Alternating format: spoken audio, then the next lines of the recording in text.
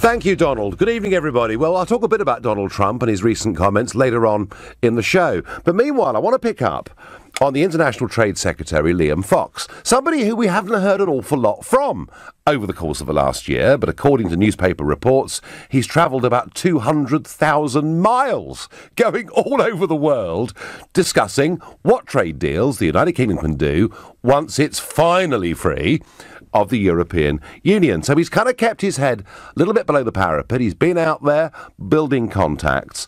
But he said, and this is his sort of New Year's message, I guess, really, he said that it's time that perhaps we stopped this obsession with criticising Brexit. He said it's not a time bomb to be diffused. So really what Fox is saying is there is way too much negativity, that people are somehow obsessed with Brexit, can't accept the referendum result, and at the start of this year, isn't it time we accepted? The referendum was a decision, a fork in the road. We chose the direction we're going in. Whether we like it or not, let's make the best job of it. That is what Liam Fox is saying. The question is he justified in saying that? Well, I really rather think he is. And to help me through this thought process, let's listen to the former Deputy Prime Minister of our great nation, Lord Heseltine, speaking back in October. The best deal of all is to abandon Brexit. And I think increasingly the public will come round to that view. Well, that wasn't too positive, was it? So is he obsessed? Well, I tell you what, here he is this week speaking. It is the most depressing thing that's happened in peacetime in my lifetime. I mean, this country is a country with a huge historic claim to influence what's going on in the world. And here we are voluntarily opting out of one of the power groupings of this century.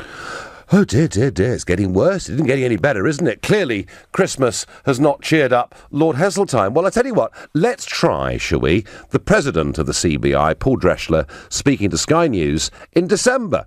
By the end of March, over 60% of companies that have actually got international interests which will be impacted by this uncertainty will have to put in place contingency plans. They will not be in favour of UK jobs, investment and the next generation. So negativity there from big business, and perhaps top of the pops is Lord Adonis speaking to LBC last Saturday morning. What the government chose to do, which was a straightforward policy choice on their part, was to follow Nigel Farage and propose that we leave all European economic institutions. That, I believe, is what's going to do such damage to the country. Well, gosh, if the Prime Minister and the government are following me, things really must be bad, mustn't they? Well, all I can say to Lord Adonis, to Paul Dreschler from the CBI, who I think have got everything wrong in terms of their economic forecasts in my lifetime, from telling us that we should join the exchange rate mechanism, which we did, disaster, that we should join the euro, which we didn't, disaster avoided, and of course to Lord Heseltine, who I sat with in this very studio 48 hours before the Brexit vote, and we were interviewed by Ian Dale, and it was almost like somebody really refereeing a boxing match. We physically had to be kept apart.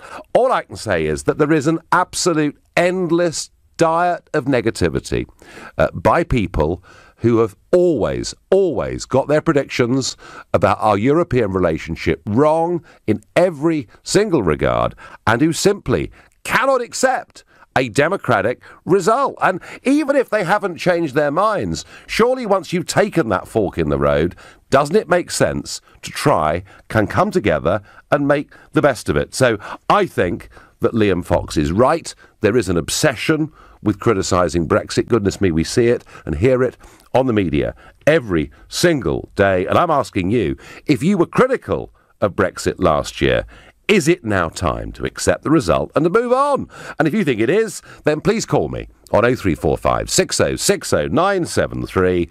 Or maybe you think, actually, no, it doesn't matter what the people thought. It doesn't matter that manufacturing is the best it's been for 30 years. None of that matters. Actually, we should reverse Brexit. Then, of course, you can tweet to 84850, or perhaps you've got a message you'd like to give to Liam Fox himself, in which case tweet using the hashtag Farage and LBC at LBC. Watch me on Facebook. We're live here from London. Without further ado, let's go to Jason in Sutton. Good evening, Jason.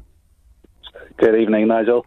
I tell you what, to use the terminology of Boris Johnson, Liam Fox can go whistle. 40 years we've had to put up with people like yourself telling a pack of lies about the European Union. Oh gosh, I must have started very early, mustn't I? Goodness me. Geez, 20 years you've been a career politician for 20 years now. No. 2 decades, Nigel. Come on. 2 decades of fighting against the establishment, Jason, and finally, on that day, on the 23rd of June, I helped support a vote that Jason would put me out of a job. I was the turkey that voted for Christmas. I tell you what, Nigel, if anybody thinks that us Remainers are going to stop telling the truth after just 2 years, you've got another thing coming, I tell you. Look at the state. What is the truth, Jason? I mean, it's interesting that you use that word, because I was told the truth was we had to join the exchange rate mechanism. And I was at the time, Jason, I was a paid-up member of the Conservative Party. I was disgusted by the fact that we did it. I thought it would lead to economic ruin, and it did. And that then was the truth, as the establishment saw it. Equally, Jason, all those same people I've just talked about, they all thought we should join the euro. They all told us it would be a disaster if we didn't. They were wrong about that. I mean, you know, this word, the truth, it's a difficult one, isn't it? Well, if you're talking about future predictions, then, yeah, I would agree. Right. Let's look at exactly what's happened in the last 18 months, 2 years. The state of the United Kingdom economy at the end of 2015 was just over $3 trillion. That's $3,002 billion was the size of the UK economy. Today, just 2.5 years later, and the Brexit referendum, we've lost $500 billion out of the size of our economy. If you look at our... Sorry, Jason. Are you saying that the UK economy has contracted by about 20% in the last 2 years? If you value it on international monetary standards, yeah. Take our exports, for example. We just had... Jason, I'm really sorry. I'm really sorry. I would agree with you that growth is pathetic. It is anemic. That productivity, particularly, is deeply concerning. Our total reliance on cheap foreign labour and not investing in new technology. I would agree with you and be critical about UK growth, but we haven't contracted. The size of our economy, look, you can use Google, I'm sure you can. You can see the size of the most recent figures for the UK economy is just over $2.5 trillion in US dollars. This year, we've just had a record year for exports. Yep. If you read any of the figures, if you measure it in British pounds, yes, but the British pound on the international marketplace has been devalued by nearly 20%. Well, Jason, we had a big, and you're quite right about sterling. Sterling began falling in 2010, and it fell very sharply from 2010. It fell far more from 2010 to the referendum than it has since the referendum. Don't talk a load of old tosh. Any idiot can use the internet and look at the... Well, I tell you what we'll do, Jason. I tell you what, I'm not going to argue with you. What I am going to do is get a sterling dollar chart, and I'm going to get it up on lbc.co.uk before this programme closes at 8 o'clock, and you can look at the numbers too, all right? Sterling has fallen since the referendum, you're right, but we've bounced considerably off those slightly hysterical lows after the referendum. But Jason, you know, I tell you what, whatever the past is, would you accept that we had a vote, we've made a decision, and surely the best thing to do is to accept it and get on with it? Well, it was based on a pack of lies, Nigel, and you know that better than anybody. I've been lied to all my life, and even before my parents were told, just vote yes, don't worry your silly little heads, it's just a trade deal, it won't be political. That was a lie, wasn't it? We've known that we've been looking at a United States of Europe since Winston Churchill first talked about it in 1946. Well, it would have been nice then. It would have been nice then if Mrs. Thatcher, who was very pro the common market in 75, and Harold Wilson and Jeremy Thorpe and the others had told the truth. Jason, I'm going to leave it there. We're never going to agree, but I am going to put that sterling chart up on the LBC website, lbc.co.uk. And listeners, you work out whether I'm right or whether Jason is right. Let's get on with Brexit, says Rachel in Sittingbourne. Rachel, that actually is the view of up to 70% of the electorate. Whether they voted for or against, the view of the overwhelming majority of ordinary people is simply get on with it. We're going to the East Coast, to Lowestoft, to speak to Joe. Good evening, Joe. Good evening, Nigel. No, I can hear the wind blowing. It's obviously... I'll jump out of the wind. I'm out of the wind now. Storm Eleanor's still blowing in Lowestoft. Good evening. Evening. Yes, would you agree with me that a referendum should be honoured? Well, I tell you what, Joe, we're told now... by some of the Ramonas, that it was only an advisory referendum. And in strict constitutional terms, that is absolutely true. But we were absolutely promised by everybody, not just the Prime Minister and the document he said, but even Hilary Benn. You know, we were told, this is your choice, you make this decision, and we will honour it. Well, I think we're at cross purposes, Nigel. I'm on about the Good Friday Agreement. Right. Should that be honoured? Because I can't see how the Good Friday Agreement can be honoured and still staying out of the customs union and the single market. And I've been given no explanation of how they wish to proceed, other than we're going to be aligned and there's going to be an open border. Well, I think Bertie Ahern, Joe, I think Bertie Ahern, the retired senior Irish politician, actually got this right when he talked about changed circumstances and actually having a bit of give and take on both sides and simply making it work. Of course, you know, a quarter of a century on, circumstances, or 20 years on, circumstances can change, Joe, can't they? Oh, no doubt, but we've had in September, we've had Jean-Claude Juncker. After Brexit, he wants every country to join the Schengen area. So what we're going to do with the open border? See, do you remember that poster you had, Nigel? Well, they do actually, Joe. They not only do they want Ireland to join the Schengen area, they're also very keen to get rid of Ireland's competitive corporate tax base. So Ireland is facing a number of challenges, not just from Brexit, but actually coming from the European Commission themselves. Yes, but if they do join the Schengen area, do you remember that post you had in the referendum, Nigel? I do. Yeah, your prediction will be right, but not because of Europe, but because of Brexit. Well, in which case, we'll have to do something about it. Joe, I thank you. You're listening to the Nigel Farage Show, exclusively on LBC. It's 7:15. The International Trade Secretary, Liam Fox, says there is an obsession with being negative about Brexit, and it's time. At the start of this year, we shook ourselves out of it and moved on, and we've listened to Lord Adonis and we've listened to Lord Heseltine. But there are some people out there being positive. One of them is John Longworth, a man who resigned his position with the British Chambers of Commerce to campaign for Brexit. And John's got lots of good news. He says, you know, our manufacturing order books are at a 30-year high. Our export order books are at a 20-year high. Forbes magazine reported that the UK is the best place to do business in the world.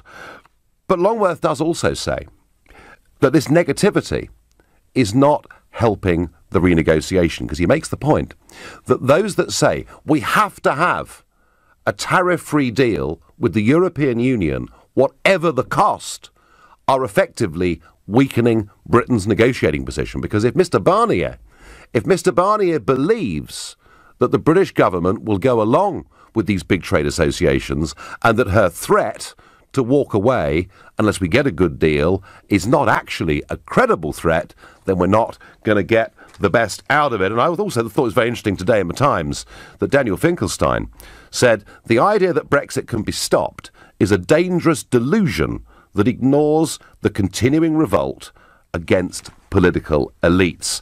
And Finkelstein is absolutely bang on the money. There are elections coming up this year in Italy and elsewhere that will see a growth of Euroscepticism. And fascinatingly, they're not for tonight, in Italy and the other countries, the people that want to leave the euro and leave the European Union are all the under 40s. It's the big difference between Euroscepticism in Britain and indeed what's happening in the rest of Europe. So should we simply accept the result and get on with it? And certainly, if last year, you were very, very worried and very negative about Brexit, have you now changed your mind? Is it time to move on? Theo Phillis on Facebook says, common sense dictates that in democracies, referendum results should be respected regardless regardless of the outcome. I've got a first-time caller from Portsmouth in the shape of Paul. Good evening, Paul. No, good evening, Nigel. I voted to stay in the European Union on the referendum. And I'm not your biggest fan. Let me put it this, I am not your biggest fan. Well, that's all right, Paul. As long as we can argue without coming to blows, then it'll be okay, won't it? Oh, no, we're not going to argue. Because since the referendum, and I'm one of those that has accepted the result. Yes. Said, OK, let's get on with it. And over the last couple of years, I've been so appalled of Barnier and Tusk and Juncker, etc., bullying this country.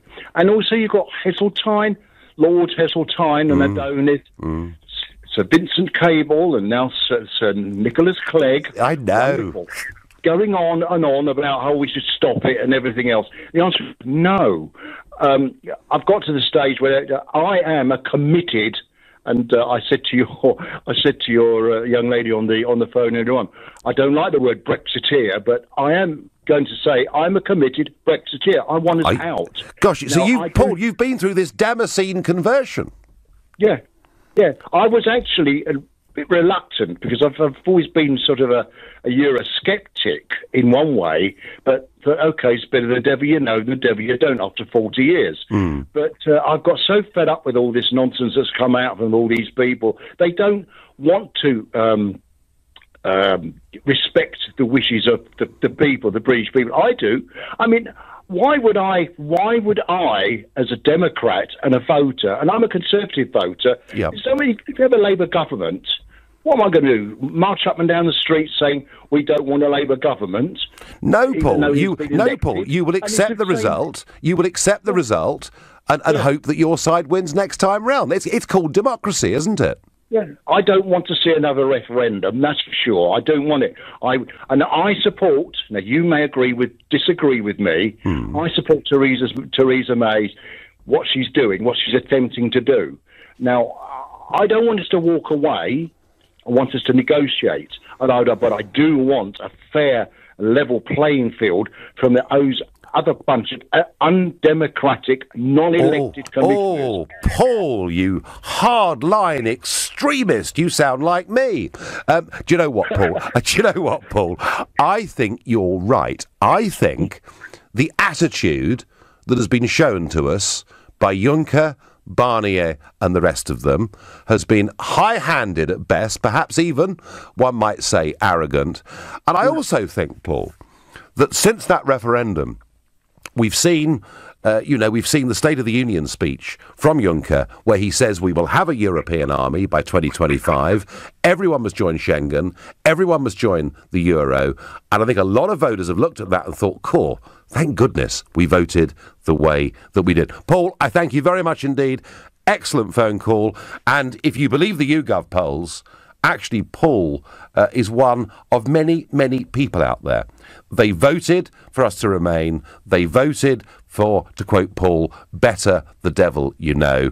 But they now think, actually, we really ought to get on with this. And talking of Michel Barnier, you might remember back in October, I read out a letter on this show that I'd written to him because I'd seen a never-ending stream of Ramonas, Ken Clarke and Lord Adonis and Nick Clegg, all going to meet him in Brussels, in his office. And I wrote that letter saying, I'd like a meeting too, because I don't think you're hearing from anyone actually representing the 17.4 million that voted for us to leave.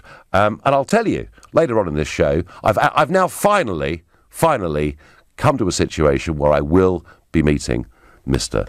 Barnier. Steve is calling from Hackney. He's another first-time caller. Good evening, Steve. Hello, hi, good evening, Nigel. I was one of your fans, which I was 100% agreed with you in the past, but now I'm extremely, extremely angry and upset. Yeah. Based on, the lies, I'm so sorry to use this word, on Brexit. Every single word that you guys said is lie. I personally, I don't know about the country. Well, I tell you what, Steve. Before you go through, Steve, I always do this. Whenever anybody comes on, and accuses me of lying in the referendum campaign, I always ask the same question. Name one lie that I told in the referendum campaign, Steve. I clearly tell you, I said to you, I think about my own business. I'm a small business owner, and I had 10 member of staff. Now we have 7.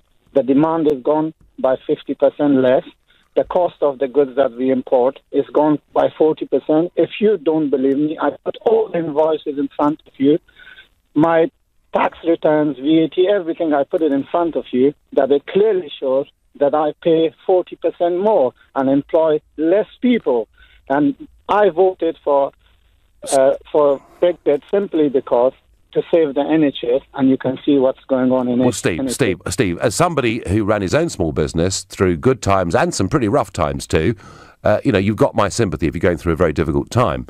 But if I look at unemployment overall in this country, it's the lowest it's been for decades. And whilst growth is not fantastic, I would certainly accept that. But can I please ask my question to you again? What lie did I tell you in the referendum? I just clearly told you that you can create more jobs, which we are losing our job. Our industry, because of the cost of Brexit, we lost like a lot of European customers. We solely depend on those customers. They're all gone, and we are paying. Well, Steve, if you take the British economy, only 10% of the British economy, maybe 12% on a good day, but let's say 10% of the British economy is involved with exports to the European Union.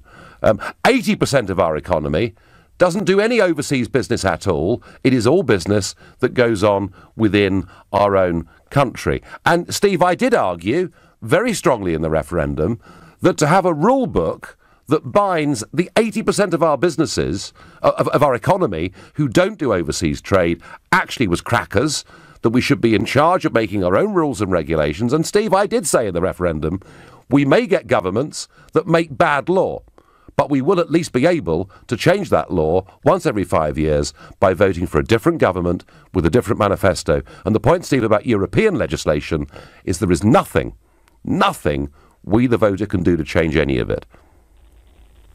I really want someone to stop this Brexit. If there is no referendum, at least the government should think about it thoroughly and properly before going out of Europe, regardless of we voted 50% or 42% or 58%, whatever it is. But I just want people to understand, like you earlier said, 70% of British public agrees and happy to go ahead with Brexit. Yes. That is not true. Can you prove that? Yes, I can give you 5 opinion polls. I can give you 5 opinion polls that have been put out by YouGov. Do you know what, Steve? Because I'm really getting a little bit tired of being called a liar. What I'll do to help you is I will make sure the up-to-date YouGov polls on how people see Brexit are up on lbc.co.uk by... I'm looking here at the producer, by 8 o'clock. 8:30, he says to me. Anyway, they'll be there. You're listening to the Nigel Farage Show, exclusively on LBC. It's now 7:30. Well, the International Trade Secretary, Liam Fox, says there is an obsession with being negative about Brexit, and it's time, at the start of this year, we shook ourselves out of it. And what he's saying is, get over it, accept the result, and get on with it. And I'm particularly asking people, I'm happy to take people from both sides, but I'm particularly asking people who were Remainers, do they now think, actually, Fox is right, and we should simply get on with the job and respect the result? Now, you can't help noticing across every form of media at the moment, there are headlines running about a pretty strong war of words that is going on between Donald Trump, the US President, and Steve Bannon, his former special advisor. I know both of these men, and it's always a great shame when people who've been allies and friends fall out. But fallout they have. And I think this fallout, in many ways, says a lot about Donald Trump. Whether you like Donald Trump, whether you loathe Donald Trump, and it's something that was said to me first by Piers Morgan, who's known Trump for a number of years, and somebody else whose name I won't mention, but a quite prominent Scottish businessman who'd known Trump for 30 years. The thing about Trump is he is absolutely, fiercely loyal to people, and his absolute, ultimate priority and loyalty is to his family. So when Steve Bannon criticised one of his sons in a comment that came out as part of an extract from a book today, I'm not in the least bit surprised that the President has responded the way that he has. As I say, like him or loathe him, this man is fiercely loyal and he puts his family above absolutely everything. As I suspect, do a majority of you listening to this programme right now. It's what people do. Returning to negativity, the obsession with negativity, as Liam Fox describes it, and the need for us to shake out of it. I'm going to ask John in Formby. Is Liam Fox right, John? Oh, absolutely. You've got to follow Bing Crosby, I think it was, accentuate the positive. Yes. Positive mental altitude, sports people will tell you. But I detect here what I would call Alan Ball syndrome. Let me tell you what that means. Alan Ball syndrome? Yes, well, he was a vital part. This is the 1966 World Cup footballer, and yeah? Yes, but in the mid-70s, yeah, when he'd been dropped by Don Revie, and England had a key match, I think it was against Italy, he said, I'll be telling you in my column why I want England to lose, obviously, so that he could come back as the national saviour. Did he really do that? Oh, yeah. And I assume he never played for England again. I think that's right. Yes, I think that's true. Obviously, even after they lost the game, John, there may be listeners who think we're diverting a bit off the track, talking about the 1966 World Cup squad. But go on, please. The principle is exactly the same. If yes. They can talk it down and sabotage it, and there is a lot of sabotage going on. Remember, Rudolf Hesseltine said that Brexit is a boil that needs to be lanced. Then they think they can go back to the public and say, hey, let's stop it. But another point to consider is, what if we do have a second referendum? Now, what happens then if they lose again?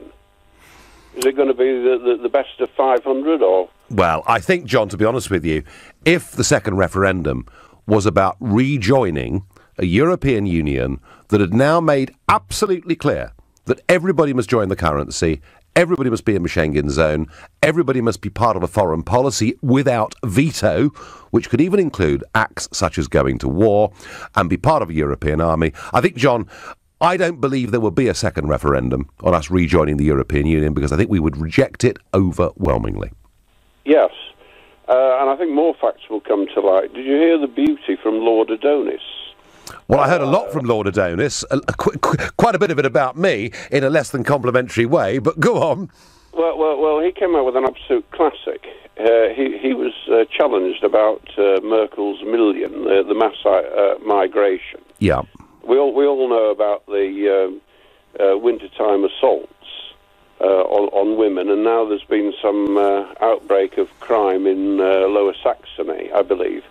But his attitude to this was, well, it's a challenge. So it's a bit of fun, like going round an obstacle course. Wow. He also said that the reunification of Germany was a much bigger challenge. I just don't get that. Well, John, I have to say one thing, that not long after the referendum, I'm talking perhaps 3-4 months afterwards, I was on a radio debate programme with a former Labour cabinet minister, and he said to me, I think Mrs. Merkel tipped the balance in favour of Brexit, that people saw the huge numbers that she was encouraging into Europe, realised that within a few years they would all have EU passports, and that was a major contributory factor to people voting Brexit. His name was David Blunkett. John, as ever, I thank you for your call. Now, Shane on Facebook says, 350 million to the NHS, written on the side of a bus you drove around the country. Wasn't that a lie? Shane, I didn't drive it round the country.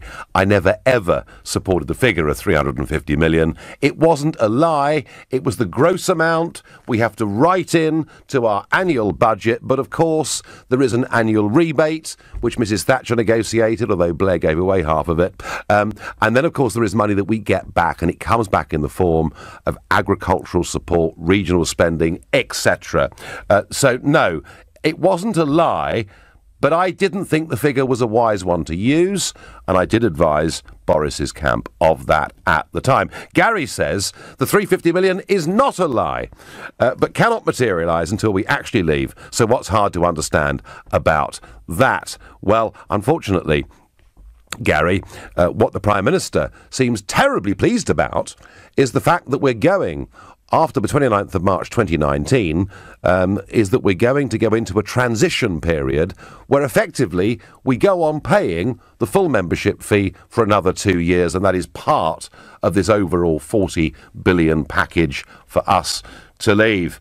I wonder, Nigel, we made our decision. The economy is not the only aspect of Brexit, and anyway, we haven't left yet, so who can judge, says Elaine. Well, quite sensible, Elaine, we haven't left yet. And you're right, everybody is arguing this as if the referendum was all about future economic predictions, which probably both sides have got wrong. Brexit was not about future economic predictions. Brexit was about, do we wish to be a self-governing nation or not? Do we think we're better making our own laws in our own country, or is it better to be part of a bigger new state of the European Union? Brexit was about sovereignty, democracy, self-governance. That is what Brexit was really all about. I wonder what Freddie in Chelmsford makes of this debate tonight. Good evening. Yes, good evening, Nigel. Thank you very much for taking my call. The point I want to make is quite simple. I voted in the 1975 referendum. Yep. I'm that old. And when we lost the referendum fair and square. There wasn't a peep of dissent. That was it. We accepted the loss. Yes. And we said, let's move on and get on with it. And the world turned, and the rest is history. Freddie, that is Freddie, that is absolutely true. It's absolutely true that the Leave side did accept the result, but maybe, and just to sort of try and be objective about this, the difference was, of course, it was a bigger margin, wasn't it, last time? That in that referendum, 66% voted to stay, whereas in this case it was 52% that voted to leave. So that perhaps is a difference. That's correct, but the big difference between that referendum and this one, if I may say so, is that the whole of Fleet Street was lined up with moving into Europe. There wasn't a single organ that said, no, this isn't the right way to move. And it was dear old Peter Shaw and one or two other honourable people that championed it. But it was a David versus Actually, Goliath. Freddie, I know the history of this, and you're absolutely right. The whole of Fleet Street lined up to say, vote Remain. The Mail, the Express, all of them said, vote Remain. There were 3 publications who said, vote Leave. The Morning Star, the Spectator magazine, and the Dundee Courier. How about that? So they were the only 3 in the whole country. I'm glad my memory has stood the test of time. No, you're dead right. Can I please just make one mention to Lords Heseltine and Adonis? Please, just have a bit of sense of British fair play. We lost last time, and we accepted it. Now, you've lost this time. Just be honourable and say, OK, you've won. Fair and square. Please do that. Freddie, what a wonderful way to end the phone call. Thank you very much indeed. There we are. Lords Heseltine and Adonis. Be honourable, says Freddie in Chelmsford. You're listening to the Nigel Farage Show, exclusively on LBC. It's 7:45. Is Liam Fox right? Do some of our public figures simply have an obsession with Brexit that actually now puts them even more out of touch with public opinion in this country? And I'm particularly asking people who voted in that referendum Remain whether they now think it's time we actually moved on and simply accepted a democratic result, whether we liked it or not, and just got on with it.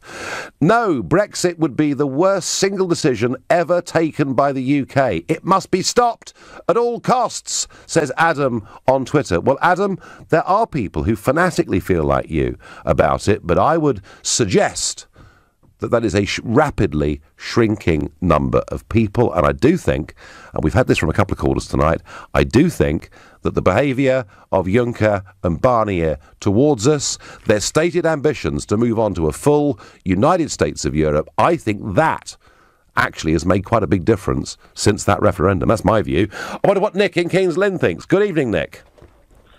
Good evening. Well, with reference to your last caller, your humble caller, Freddie. Yeah. He says he voted in 1975 in a referendum. Yes. To leave.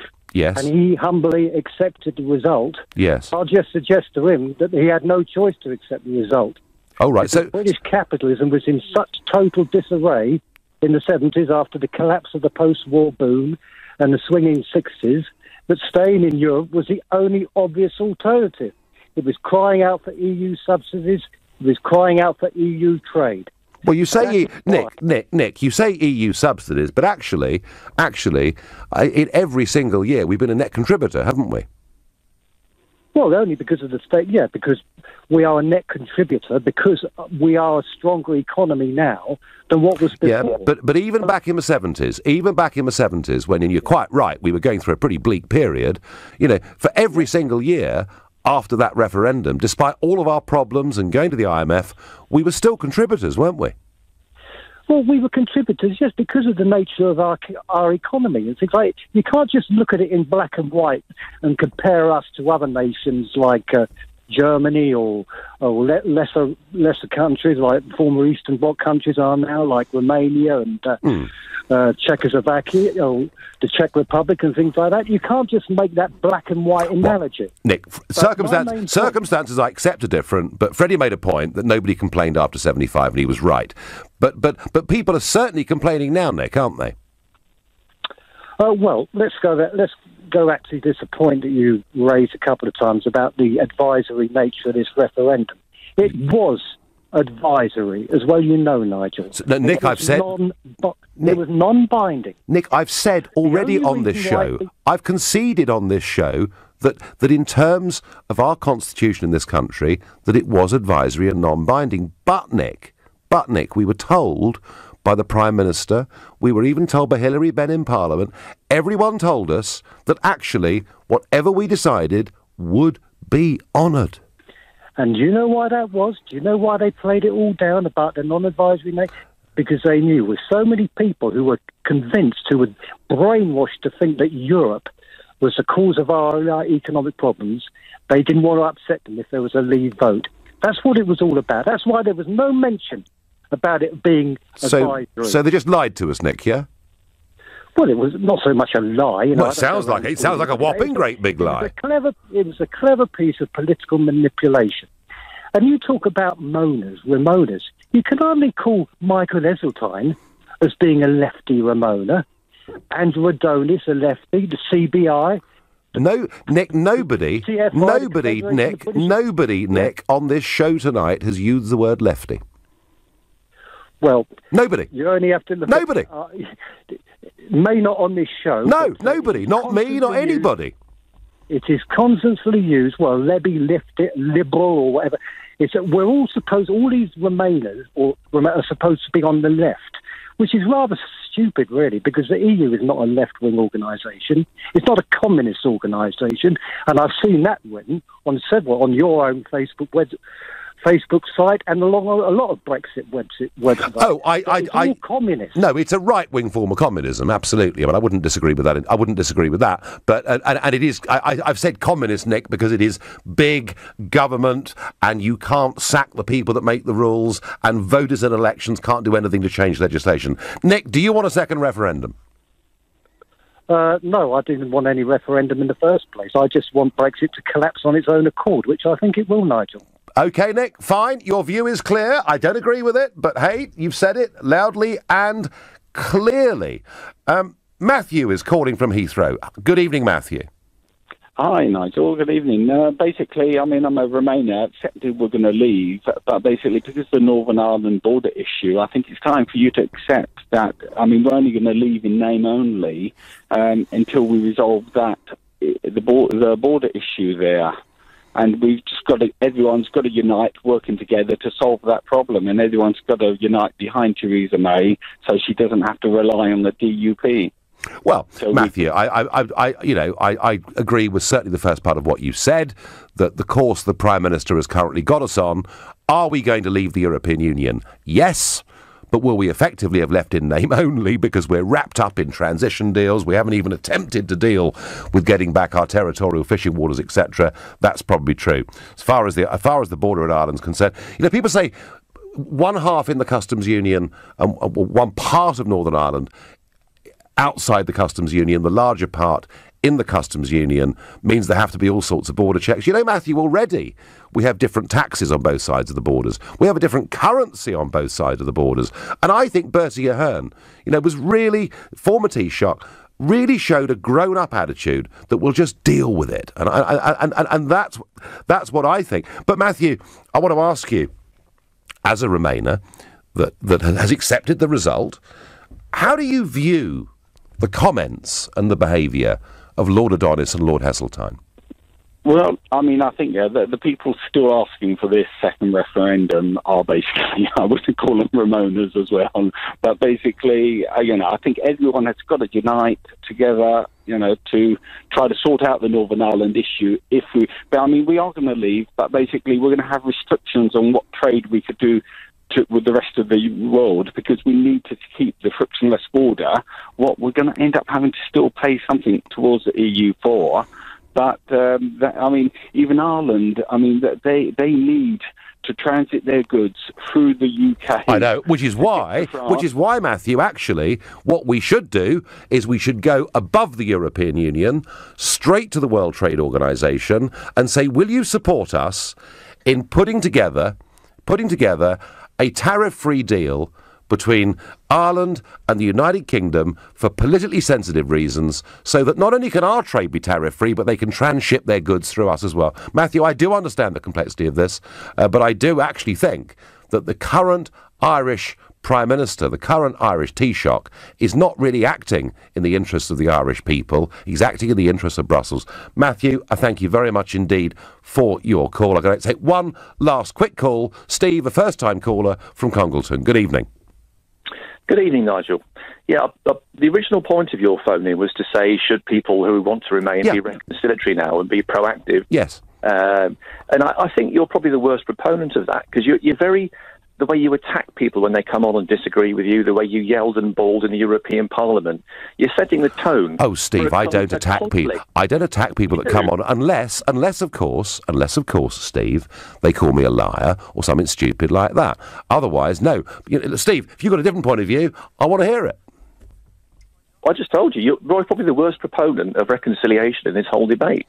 It's kind of funny coming from you that we should all sit down and agree with you and be positive, and yet you really don't give that impression at all that you would do the same. And you didn't, in fact, when you were in the European Court, European Parliament. Well, I had to fight, Steve. Vehemently against it. I had to fight against the entire establishment in this country who all had the same view and wrote off anyone that took a different view as being mad, bad and dangerous. So, yes, Steve, I accept the point. I've had to punch pretty hard to raise the profile of this issue, but I promise you, Steve, I respect people who've got different points of view. And if you listen to my interview with Vince Cable, Sir Vince Cable, the other week, if you listen to that, I hope, Steve, from Congleton, you'll go to lbc.co.uk, have a look at that interview, and I hope I treated him with absolute respect. Listen, I thank all of you for your calls, and yeah, we've had several of you tonight on the phone, Remainers, who are saying, do you know what, let's accept the result and get on with it,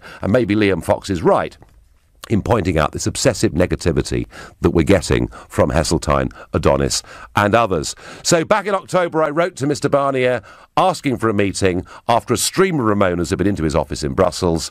I got a letter back saying he'd meet me in the members' bar in Strasbourg. I thought I perhaps could do with a bit better than that. I do want to represent the views of 17.4 million people.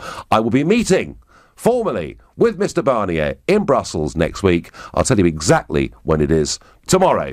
You've been listening to the Nigel Farage Show here on LBC. I'm back tomorrow at 7 when I'll tell you that news. Coming up at 10 tonight, it's Nick Abbott in for Ian Collins. But up next, it's Clive Bull. Nigel, thank you.